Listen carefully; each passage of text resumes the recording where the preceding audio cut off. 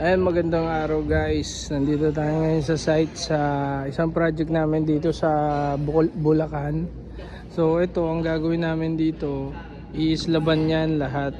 Mga around, abot din, lampas 500 square meter din yan, is laban. Tapos ayusin yung drainage.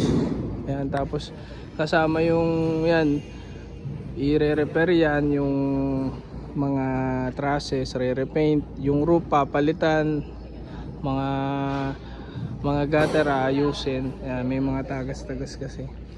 Ayan.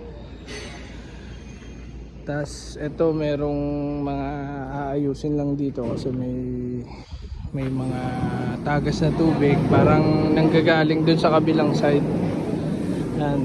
Yan ang ginagawa natin ngayon. Tapos dito sa bandang labas kasi lalagyan ng office dito, kaya yung office dito may CR, may provision, mag-aabang na tayo ng septic tank kasama na sa pinagawa nila.